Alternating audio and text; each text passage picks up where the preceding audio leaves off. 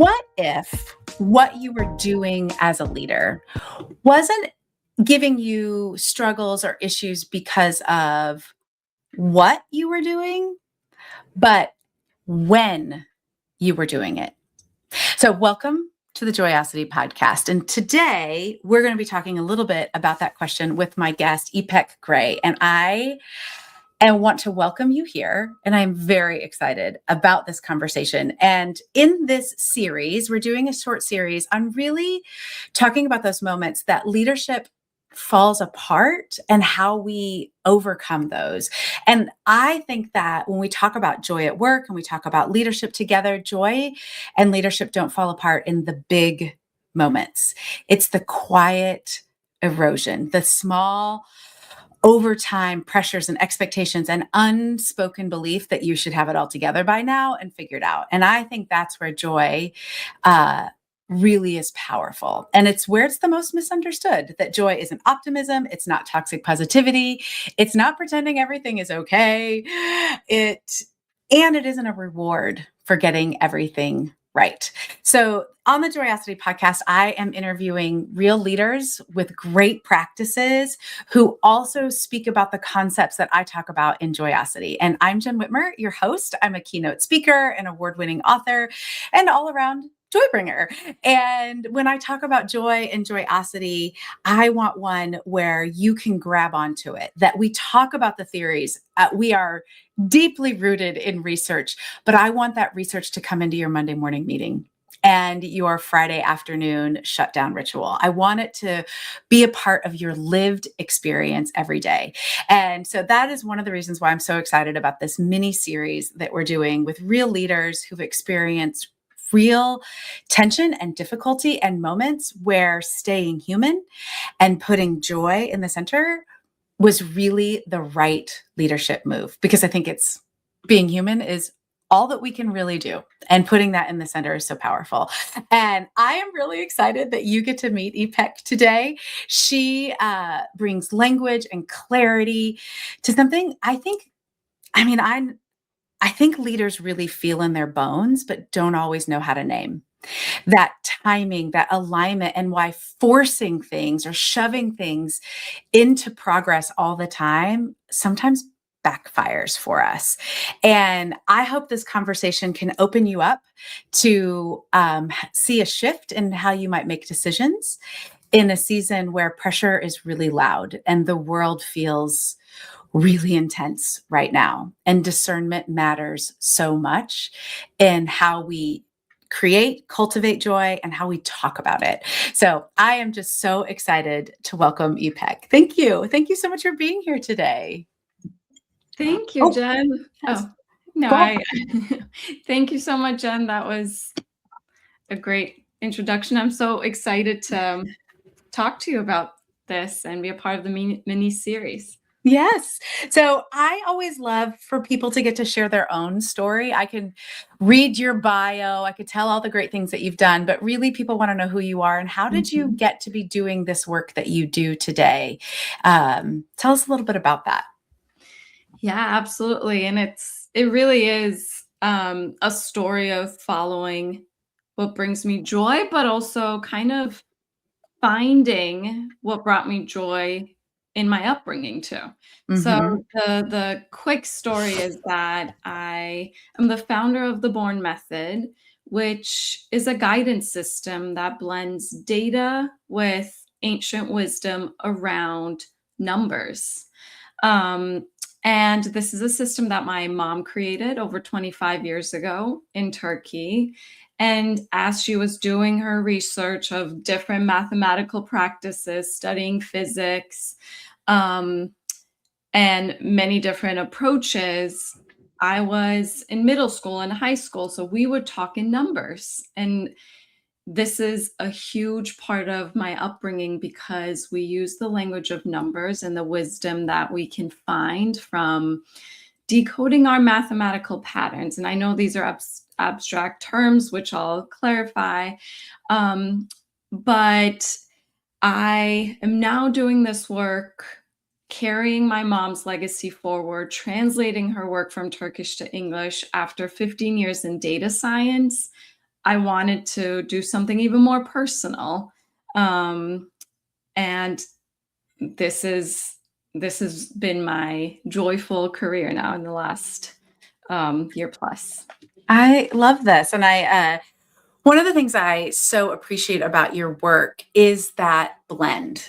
And that I think one of the things that is often mistaken about me at first glance as a generally bubbly, charismatic person is that I don't have a lot of depth or I don't care about what Mhm. data says. And I think data absolutely has its place.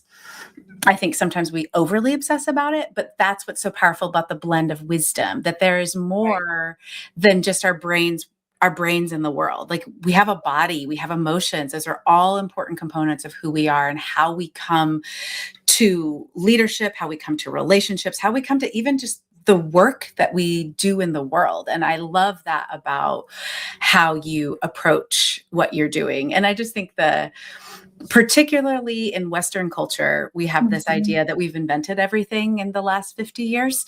And it's just real easy to be like, oh, yeah, this was rather than, you know what, somebody's done this before. Let's figure, like, how can we learn from that? And that wisdom grows when it is shared. And so I think that's what's so powerful about your work. And one of the things that I have noticed and I want to ask you about for leaders is a lot of times it's really easy for us to assume, or I've noticed that we as humans assume that resistance means it's not ready. Like Mhm. it's not, it's that, oh, that means, oh, I shouldn't do it. Like that's a closed door, sometimes we hear or whatever. What if I want you to talk a little bit about resistance as a timing signal? Mhm. Like, how do you relate to that a little bit?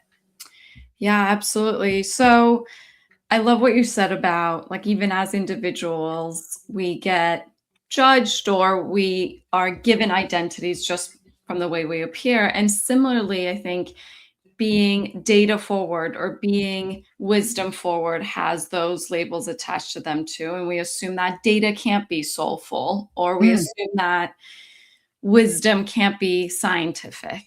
Um, but the Born method combines behavioral data collection from my mom's research. She had over 60,000 one on one clients, but also researched historical events and companies, leaders across centuries.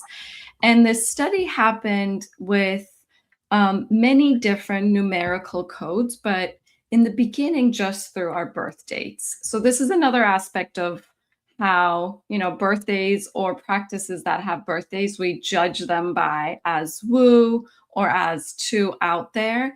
But there's mhm, actually something incredibly scientific about the practice of getting deeper into someone's um, date they were born and entered physically into the world. And this is mhm, mostly the scientific approach of we all exist as energy, and there's a mhm, formula to energy. So when we use the birthdays, it's one part of our timing, but then there's mhm, many other dates in our lives, whether it's when we first get our first job, um, or when we first meet someone. And those are all kind of signals along our own timeline. And yes, we don't get to, there's no um, like book where or a timeline set for us, but each time carries possibilities, or mhm. if we use a mathematical term, each moment carries probabilities of what can happen. So when Yeah. we look at ourselves, our relationships, our companies, our teams as reflections of a mathematical pattern, we can see that we each also carry different probabilities. So, what I see, and I work a lot with founders and solopreneurs, what I see in leadership and in teams is that what you said, we often, whether it's a company's growth stage, we feel resistance towards a certain type of marketing, for example, or resistance towards growth. And we see those as signs of stopping or changing something completely Mhm, instead of a sign to push forward. And I'm going to use an analogy that my doula shared with me during the birth of my first kid. But she said the best thing during delivery is pain. Pain is your biggest signal. Signal. When you feel it, your body actually knows what to do, what not to do, to breathe, to pause, to know what's coming. And we can apply that sort of physical sensation to businesses or teams or leadership as well. There is a reason for why resistance exists, and it's so that we can go to the next stage. So if we can study that time and why and when that happens, and I do this through numbers, but numbers can tell us any meaning about time, from maybe it's that resistance represents a time, a probability where we're supposed to question things more. So maybe we need to question our partnerships, our team dynamics, or maybe it's a time for expansion, and that's why we're feeling the resistance. And expansion could be, you know, using new products, new systems for accounting, like a variety of things, but seeing the theme of the time can help us move forward in a more sustainable way. Yeah. I want to I think some people have resistance. As we said, we make this assumption about what this means and what numbers are. And as you were talking, it reminded me of a story of an experience when I was an educator. So for 25 years, I was a school leader, I was a teacher. And when you work with students over that span of time, you start to notice things. And if you've got more than one kiddo in school, you know that classes have personalities. They have dynamics, actually more than a personality. And they have this dynamic, even if you mix the kids up. There's kind of a dynamic to that grade level. And I noticed, and other educators around, because I'm connected to educators around the country, started to notice a pattern, and we called it the 9/11 class. So all the children who were born between September of 2001 and like the next school year cutoff, which would have been August, or depending on where you live, basically that year span, that class had a very distinct way of approaching their dynamics, the way they interact with each other. And it was difficult. As teachers, it was very difficult. And one of my friends is an educator, and part of his PhD work was examining, well, what was going on? Why does this class exist in this personality frame? And some of it was because of the high levels of anxiety that happened, obviously, on September 11th in the United States, and then perpetually around the world. But it was a phenomenon of this high levels of conflict, high levels of anxiety in this group of students. And it persisted throughout their educational years. And it just needed a lot more conflict, a lot more relational change, just so many more things that they needed that were very different than previous classes. And so when you apply that same idea to a team, if you've got a group of people that come together, that energy shifts, it changes. And so how do you help that idea of wiring and patterns and timing? So how do you help people see this struggle with trusting those patterns and those internal signals? Why do we struggle so much with that? Right. And so when we enter the workforce, it's the 9/11 kid with one that's 10 years younger, 10 years older. So you have all these different generations and years, and or the time people who entered the workforce in the middle of COVID. That's a very distinct situation.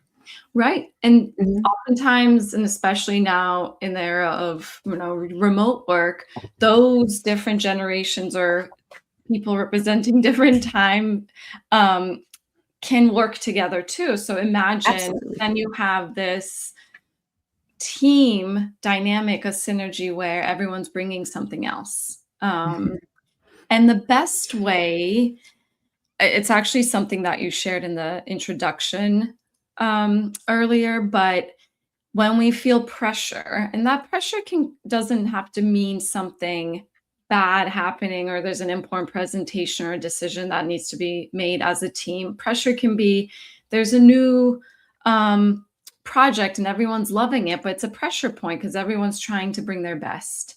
Mhm. And what you shared in the introduction was that our truest expectations and values oftentimes come out in moments of pressure, and it's important Mhm. to connect that to joy.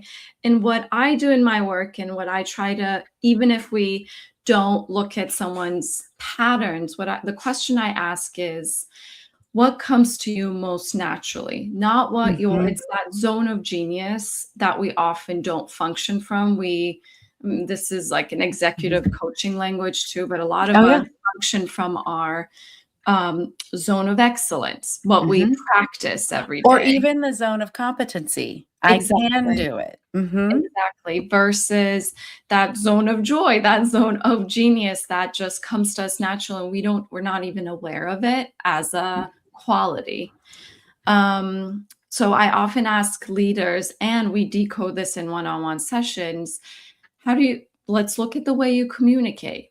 Maybe without even realizing it, your strength is in communicating things in a way that help people visualize things. And that comes up in family conversations. So let's bring that to your team conversations. If you're feeling stuck in written communication, it's time to bring graphs and pictures and charts, Mhm. things that a lot of the times we do in our personal lives, but we kind of push it aside when we enter our professional selves.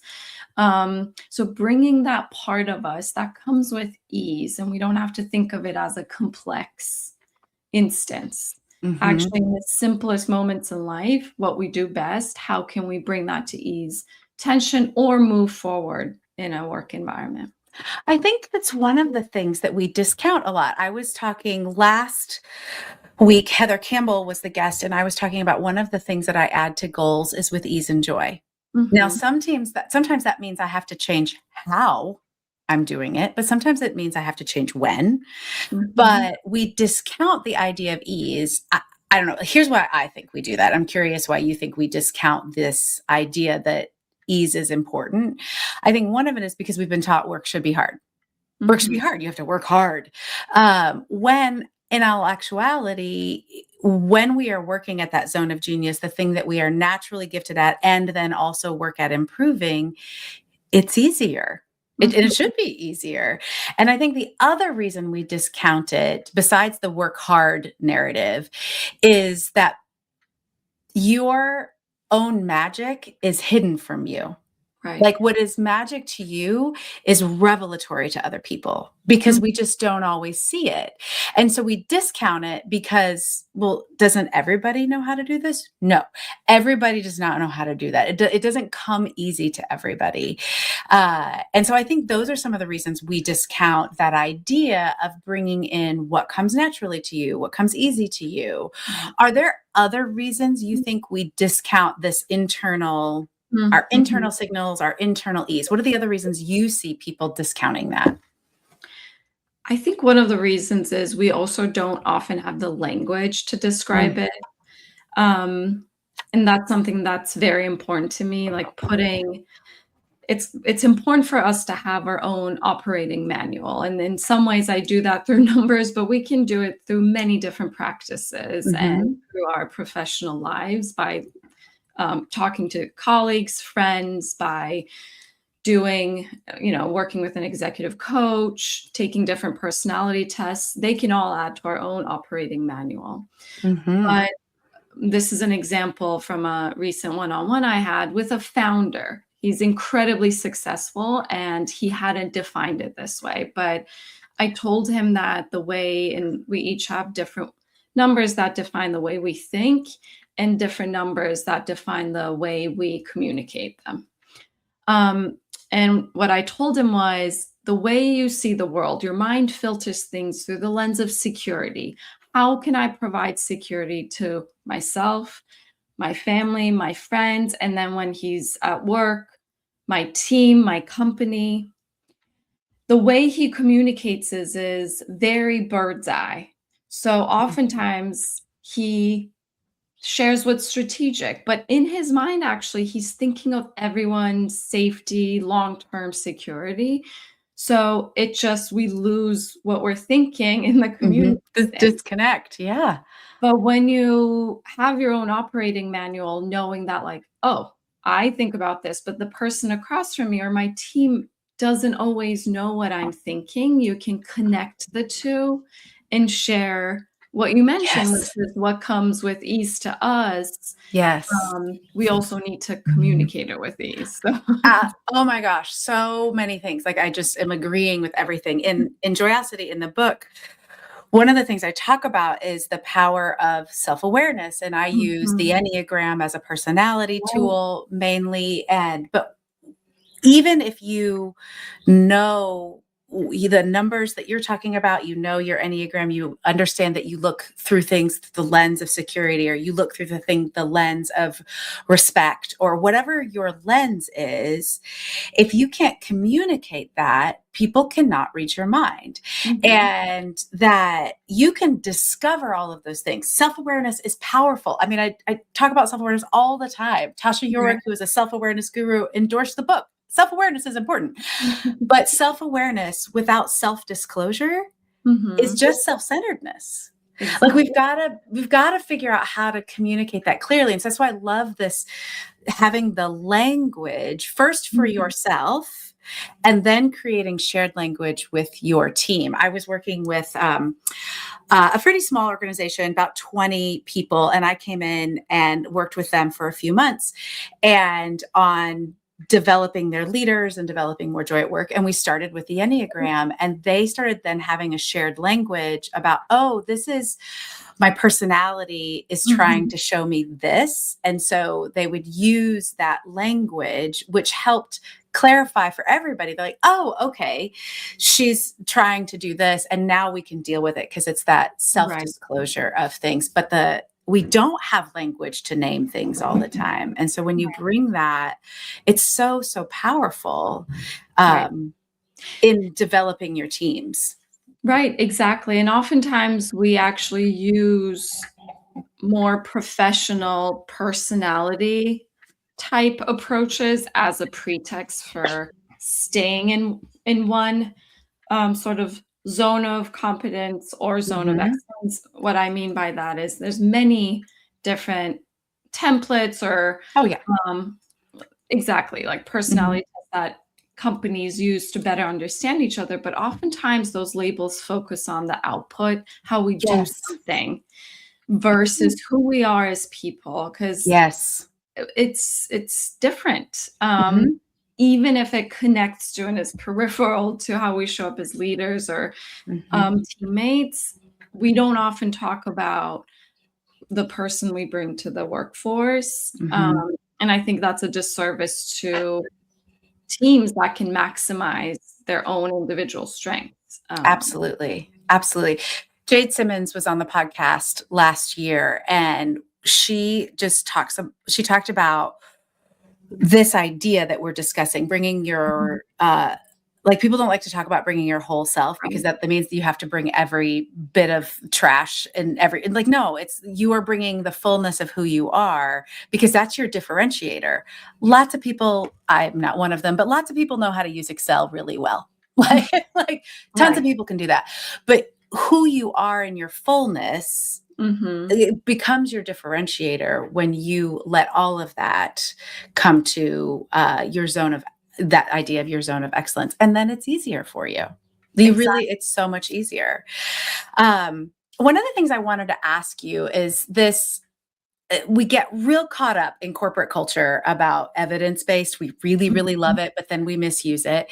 And one of the things I love about your work, as I've said, is like it blends this idea of data and systems and wisdom together. Like these are not in competition. Where do you think leaders misunderstand evidence based or data based practices? Where do you think the misunderstanding to application comes in?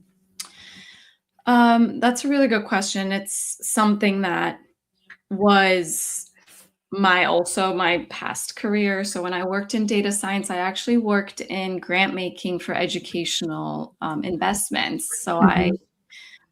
my job was to define the impact of different learning modalities. So Mhm. having been an educator, that it can be incredibly difficult to put numbers into how good or how bad a teaching practice can be, or a Mhm. teaching product is. Mhm. Because learning, yes, you can define it through test scores, but it also happens outside of test scores. Very much so. So I grappled with it then, and my solution to it was always qualitative data. Mhm. So there's stories from parents, there's stories from teachers that can support a test score in addition to that numerical value.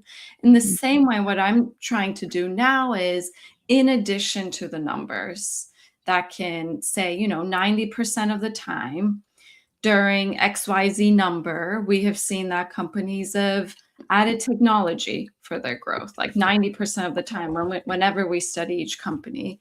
But then I can add more stories and nuance to it, so that it's not just kept within this like limited language Mhm. of what's working, what's not, but there is a human voice to it. Yeah. Um, I was thinking of one more thing. Can you remind me? Because it was a great Yeah, question. what do we misunderstand Yep. about data-driven and, Yeah, data practices? exactly. So just based on what I was sharing, we often misunderstand that data as being this sort of impersonal um, Mhm. data, just reflecting sort of end goal versus the process. But when we add human component to it, so it's almost like showing the work when you're doing a math problem, not just giving the answer, but you have to show Mhm. the process. And Mhm. I think that's what we can do as leaders, as um, founders, teams, not just showing the, you know, data. So not just me saying, okay, so you were born on this date, so you are therefore a stubborn person. It's just not helpful to anyone. Right, Um, right. Also adding the process, which is, there's in history, we've seen that people with XYZ traits have done these XYZ different careers. And when they make decisions, they do it in these 2, 3 different ways. And that's what you are choosing from. So giving Mhm. people the toolbox, not just the sort of end product, is important.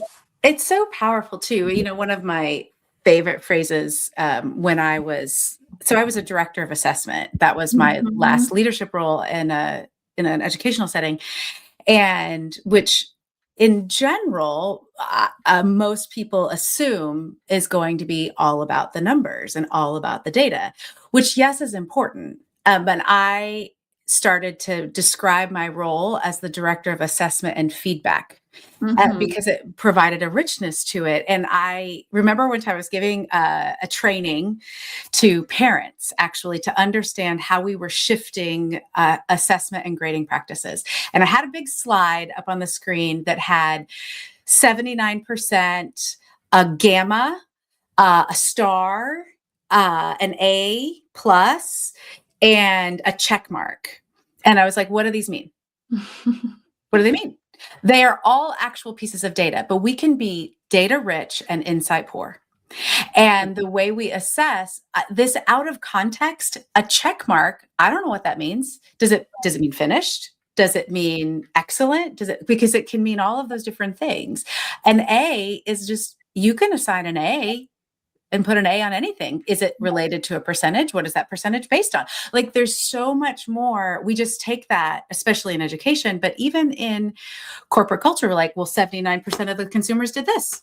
Yes, exactly. But there's more to it. There's always more to it. And so I think that's what's so powerful about asking a little bit more of the deeper question and Right. noticing patterns, not just here's the, if you do A plus this equals this. It's much more nuanced than that, Mhm. especially when we're dealing with leadership and decision making. Um, which brings me to my next question Yeah. around decision making. I think there's a lot of emphasis on the fastest decision Mhm. wins and like decisive. like we love this word along with executive presence, that, what the hell does that mean? So like, Right. we like this term, but so much of that can be really anxiety driven. Mhm. So what behaviors look decisive, but actually aren't serving leaders really well? Um, I'm like flooded with all these examples of not just leaders, even from like a lot of my clients are parents. So even in our Oh, parenting, we yes. go through this a lot. We Yes, assume I ma'am. need to know this. I need to make a decision as the parent and do it quick. And um, I think there's two things. One, there is the effect and the impact of everyone else doing the same thing. So you're left not deciding your own speed in which you decide things, but kind of adjusting your timeline to other Mhm. people's. And this happens in work a lot, whether we look at competition, whether we look at other teams or um, timelines that we set on ourselves. It's not necessarily the timeline that the project needs, but it is in comparison to what's happening outside of it. Mhm. So I think it's important to understand, what's its own timeline, and you can still adjust it so that it's competitive or whatever else. Yeah. Um, and the other piece is, I think one of the most important traits I see in good leaders, and this is regardless of their numerical makeup, is when people are able to um, one, bring what we mentioned around zone of genius. What is their life purpose and how is it showing up naturally in work? And how are they bringing that into important decision making, like pivotal points? And the other piece is when they know what recharges them and their team. Yeah. If the team is motivated by quick decision making and it's not actually, I've seen teams or leaders that do need quick decision making. There's an alignment, and that's in alignment with the team, and that's fine. It doesn't always mean it's bad. But then, like you said, it can sometimes cause anxiety and pressure that's unnecessary. So really understanding what is recharging me and my team. And this can mean maybe for the team, that recharge pattern, their math represents getting together intentionally as a team, going out, having lunch, and checking in on how everyone's doing. Mhm. That's their recharge that they need to do. Or maybe it means writing things down and showing it as a report. Like that's the recharge activity that the team needs and how they work best. So Mhm. I think that's one of the traits that go unnoticed, but is important to lower the pressure on this need for quick decision making and always chasing other timelines versus staying true to your own. There are so many components of that overlap with when I talk about joy. Like Mhm. joy, joy has three components. You feel lucky, favored, or fortunate that you get like, oh my gosh, I can't believe this is what I get to do. Right. You feel connected and belong, like you feel like you belong Mhm. with other people and you're a part of something, and that the results impact more than just you. Right. And what brings me joy is not necessarily what brings someone else joy. And Mhm. that doesn't mean we're in competition. It just means I get to do, if I do more of what brings me joy and you do more of what brings you joy, and we understand how we bring that together as a team, that we will have the amazing amounts of work. All of the research demonstrates that. And it's the same idea. If you know how, you have to understand yourself and how do I recharge? Because so like I have been traveling almost, I have been in, I didn't, 14 airports, and I've had like 22 boarding passes in literally the last 19 days. So it's been a heavy travel season. Right. Now, am I physically a little tired? Yeah. But I have had like that is actually can be really recharging for me because I was Mhm. with people I love. I was in different countries that I love. I was at Disneyland, which is one of my favorite things. I was with in some of my favorite cities. I was speaking. Right. I was with, like all of those things are what recharge me. I cannot say that to my mother because she's like, oh my gosh, I'm just exhausted listening to you. Like, because it exhausts her. It's different for her. Right. It's so different for her, and it would be really easy for me to shame her, be like, "Come on, Mhm. it's fine," or for her to feel less than in herself, even if I'm not shaming her, because that for whatever reason, we've decided travel is glamorous. Right. What like you can compare yourself out of what is good for you. Right. And the world needs more of us knowing and doing what we're great at. That is actually better than everybody trying to do it one specific way. That's going to Right. steal our joy and our productivity and our engagement and all those other buzzwords that we love in corporate America. But what's underneath it is that understanding of timing and who you are. And I think that's just what's so powerful about what you're talking about and so helpful to us. But sometimes when we're talking about these big concepts, it can be like, oh my gosh, What is it? but now what? Now what? So if Right. talk to the leader who is listening right now, who Mhm. feels this pressure to make quick decisions or to do it a certain way, but they know it also feels off. Is there a question they can ask or a practice, just one little tiny thing Mhm. um, before they make their next move or something that can help them realign Right. in their space? There's a few questions, and at the root of it, what I think is most important is to remember that just like individuals, companies, teams are organic beings too. Yes. Mhm. So we're not just exactly what you said. Like you have different needs to recharge to be happy than your mom.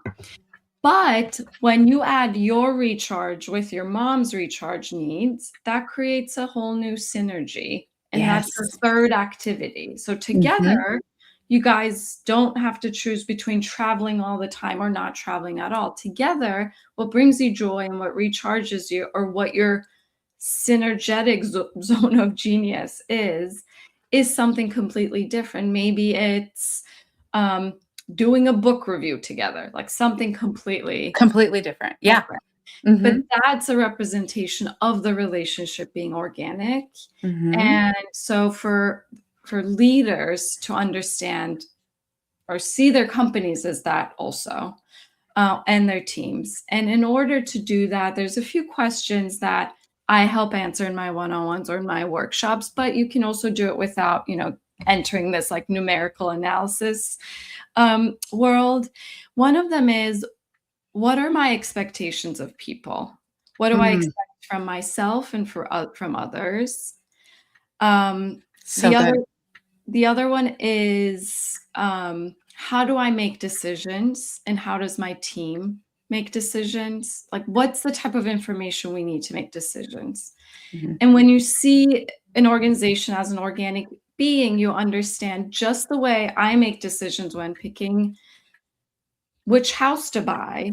The same thing happens to the team. They need, what does my team need? Do they need lots of research? Do they need to go look at all the houses? Like it's Mhm. Do really they need a making sure. story? Do they need to Exactly. understand the why? That like what are, Right. But some teams don't at all. Maybe some teams just need a visual, shortcut summary of it. So what Mhm. does my team need in order to make a good decision? And the third one is, um, I would bring back this recharge question. Mhm. What do I do that helps me recharge, and what does my company need, or what does my team Mhm. need? Yeah. Those are really good. So what are my expectations of myself and others? Mhm, Number 2, what do I need and what does my team need to make decisions? What kind of mhm, information, or process? And then mhm. what's the recharge? How do I recharge? How does my team recharge? Those are 3 really powerful questions and, so helpful that I think everybody can take away and, Right. um, Like, I just think of so many parallels of questions that I asked in Joyosity, or how when I'm working with a leadership team, they're very similar Yeah. phrases. And what I have seen is how powerful just pausing to ask those questions. We feel like we don't have the time to do it, but it changes everything. It produces so much better results and more human connection and interaction that changes how we then act toward each other and create products and clients and customers and all the other things we talk about in business. So Right. thank you for those questions. That's so powerful.